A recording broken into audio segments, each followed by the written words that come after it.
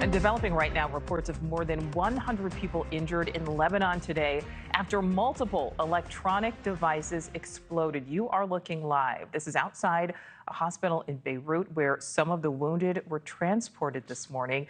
This is the second consecutive day that devices carried by Hezbollah members suddenly detonated.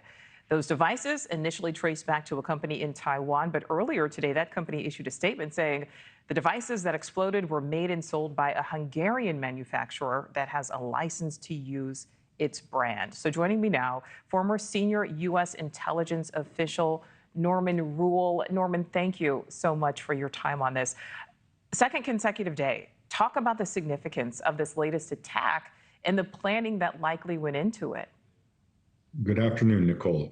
What we're looking at is a variety of devices that have apparently exploded. These go beyond walkie-talkies. These apparently include laptops, even solar panels.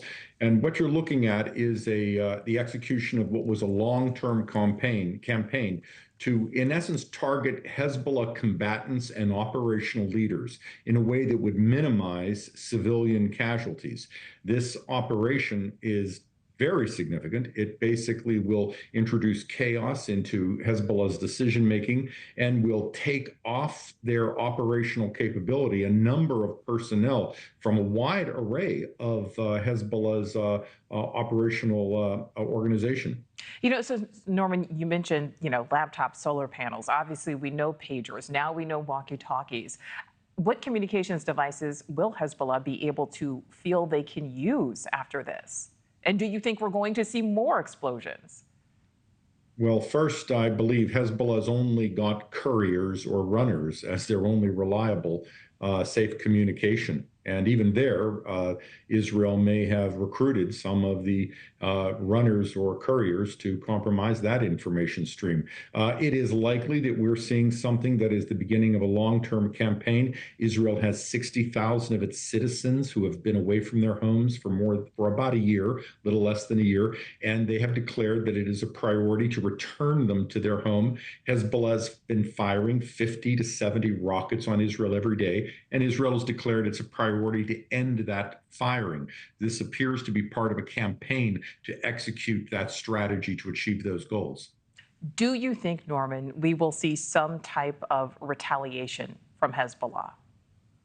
Hezbollah will need to retaliate. They will have retaliation capabilities with their lower end equipment, but you've got to imagine right now within Hezbollah, their capacity to issue orders, to organize, to plan for a campaign and the consequences is severely degraded because of these attacks.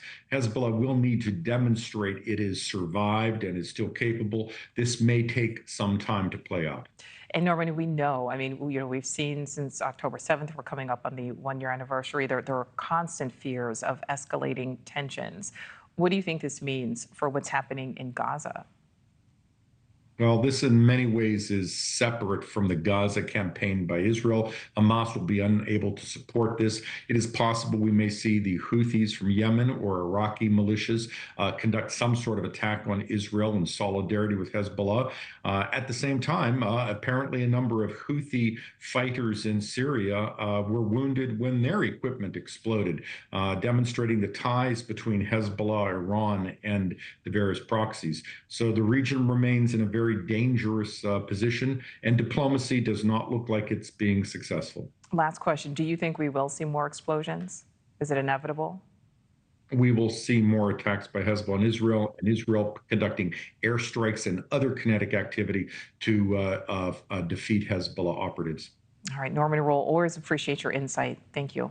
Thanks for watching. Go to joinnn.com to find NewsNation on your screen. And don't forget to click the red subscribe button below to get more of NewsNation's fact-driven, unbiased coverage.